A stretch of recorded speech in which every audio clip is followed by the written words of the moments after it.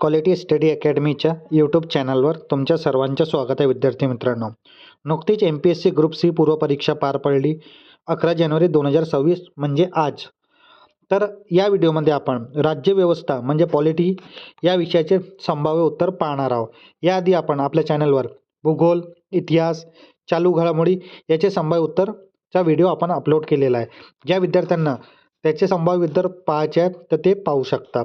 आता आपण या व्हिडिओमध्ये राज्यव्यवस्था पॉलिटी या विषयाचे संभाव्य उत्तर पाहणार आहोत. तर हा संच डी आहे. विद्यार्थी मित्रांनो, खालीलपैकी अयोग्य कथने ओळखा. HVR अय्यर हे संविधानाचे सभेचे मुख्य आरेरेख होते म्हणजे चीफ ड्राफ्टमॅन, हा चुकीचा आहे. ब स्टेटमेंट दिलं आहे SN मुखर्जी हे संविधान सभेचे सचिव होते, हा पण स्टेटमेंट चुकीचे आहे. प्रेम बिहारी नारायण रायजादा हे भारतीय संविधानाचे सुलेखनकार होते, तर हा स्टेटमेंट बरोबर आहे.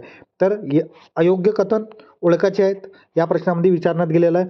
तर ऑप्शन क्रमांक 1 अ ब अयोग्य आहेत म्हणजे ऑप्शन क्रमांक 1 बरोबर उत्तर राहणार आहे.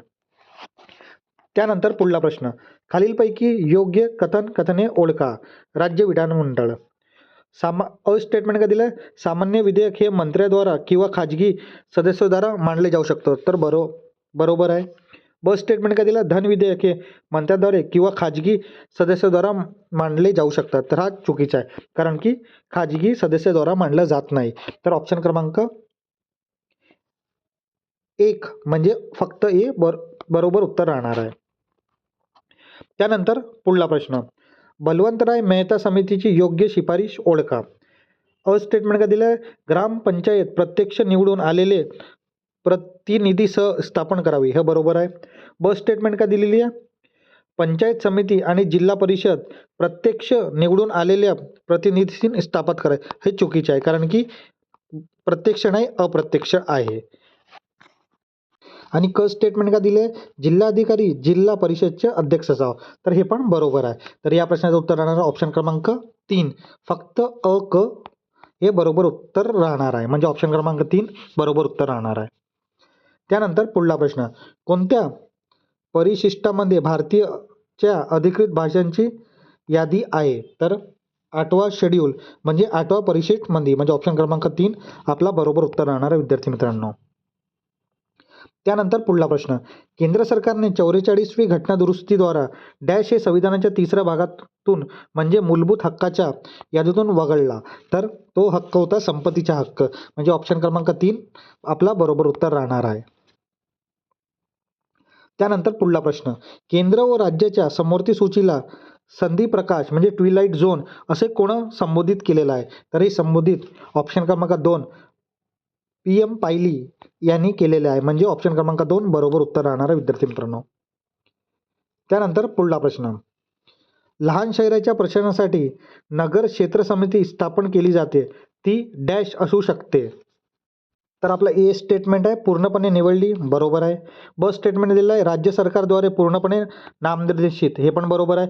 काय अंशतः निवडली आणि अंशतः नामनिर्देशित, तर आपण स्टेटमेंट बरोबर आहे म्हणजे ऑप्शन क्रमांक 4 वरीलपैकी सर्व बरोबर या प्रश्नाचं उत्तर राहणार आहे. विद्यार्थी मित्रांनो, त्यानंतर पुढला प्रश्न, सार्वजनिक निवडणुकीनंतर पहिला ग्रामसभेचा अध्यक्ष तद्वत वित्तीय वर्षातील पहिला ग्रामसभेचा अध्यक्ष हाच असतो, तर ऑप्शन क्रमांक 3 सरपंचच असतो, तर ऑप्शन क्रमांक 3 बरोबर उत्तर राहणार आहे. विद्यार्थी मित्रांनो, त्यानंतर पुढला प्रश्न, राज्यपालाकडे भारतीय राज्यघटनेतील अनुच्छेद डॅश अनुसार राज्याच्या कार्यकारी सत्ता सोपवण्यात आलेली आहे म्हणजे कोणता अनुच्छेद आहे हे ओळखायचं आहे. तर अनुच्छेद 154 या अनुसार राज्यपालाकडे भारतीय राज्यघटनेची राज्याची कार्यकारी सत्ता सोपवण्यात आली आहे म्हणजे ऑप्शन क्रमांक 1 आपला बरोबर उत्तर राहणार आहे. विद्यार्थी मित्रांनो, त्यानंतर पुढला प्रश्न, खालीलपैकी कोणता सूचीमध्ये प्रतिबंधात्मक मतलब त्याला म्हणजे आपण इंग्लिशमध्ये डिटेन्शन असं म्हणतो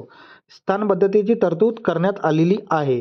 तर ऑप्शन क्रमांक 3 केंद्र सूची आणि समवर्ती सूचीमध्ये तरतूद करण्यात आलेली आहे म्हणजे ऑप्शन क्रमांक 3 आपला बरोबर उत्तर राहणार आहे. विद्यार्थी मित्रांनो, त्यानंतर पुढला प्रश्न, लक्षद्वीप कोणत्या उच्च न्यायालयाच्या कार्यक्षेत्रात येतो. तर तो केरळला या याच्या कार्यक्षेत्रात येत होतं. म्हणजे ऑप्शन क्रमांक 4 आपला बरोबर उत्तर राहणार आहे विद्यार्थी मित्रांनो. त्यानंतर पुढला प्रश्न, खालीलपैकी कोणते विधान सत्य नाही हे आपल्याला विचारण्यात गेलेलं आहे. तर पहिला विधान काय दिलेलं आहे, ऑप्शन क्रमांक 1च्या भारतीय राज्यघटनेची अंमलबजावणी तारीख 26 नोव्हेंबर 1949 रोजी झालेली होती. तर हा स्टेटमेंट चुकीचे आहे, कारण की 26 नोव्हेंबर नाही तर 26 जानेवारी रोजी अंमलबजावणी करण्यात आलेली होती. तर आपला ऑप्शन क्रमांक 1च विधान जो असत्य आहे, म्हणजे ऑप्शन क्रमांक 1 बरोबर उत्तर राहणार आहे आपला, कारण की आपल्याला विधान कोणतं सत्य नाही ते विचारण्यात गेलेलं आहे. 42वी घटनादुरुस्ती धर्मनिरपेक्ष शब्द जोडला गेला, बरोबर आहे. 42वी घटनादुरुस्ती अनुसार 1976 करण्यात आली, हे पण बरोबर आहे. सामाजिक, आर्थिक आणि राजकीय न्याय या संकल्पना भारतीय राज्यघटनेत सोव्हिएत रशियाच्या घटनेतून घेण्यात आलं, हे पण बरोबर आहे. तर या प्रश्नाचं उत्तर काय होतं आपलं विद्यार्थी मित्रांनो, ऑप्शन क्रमांक 1, कारण की तो स्टेटमेंट सत्य नाही आहे. त्यानंतर पुढला प्रश्न विद्यार्थी मित्रांनो, खालीलपैकी कोणती जोडी बरोबर जुळत नाही हे आपल्याला ओळखायचे आहे. तर ऑप्शन 1 मध्ये काय दिलेलं आहे, समानतेचा अधिकार अनुच्छेद 14 ते 18 हा बरोबर आहे.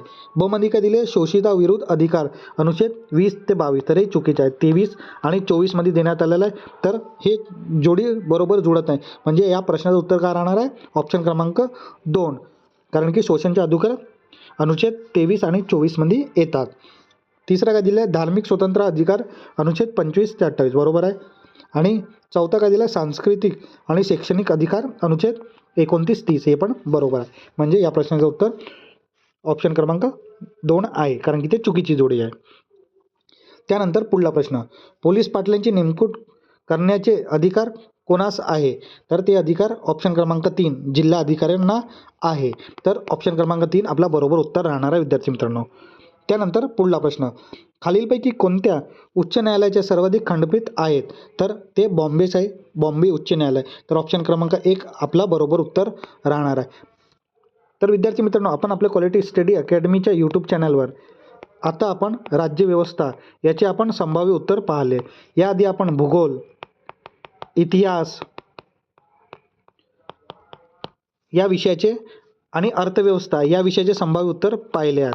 ज्या विद्यार्थ्यांना त्या विषयाचे संभाव्य उत्तर पाहायचे आहेत ते पाहू शकता. विद्यार्थी मित्रांनो, हे व्हिडिओ तुम्हाला कसे वाटत आहेत ते नक्की कमेंट बॉक्समध्ये सांगा. जर हे व्हिडिओ तुम्हाला आवडलं असेल तर लाईक करा, शेअर करा आणि आपल्या क्वालिटी स्टडी अकॅडमीच्या चॅनलला सबस्क्राईब करायला विसरू नका. असेच अपडेट आणि लेटेस्ट व्हिडिओ तुम्हाला क्वालिटी स्टडी अकॅडमीच्या माध्यमातून मिळेल. तर चॅनलला सबस्क्राईब करायला विसरू नका. धन्यवाद.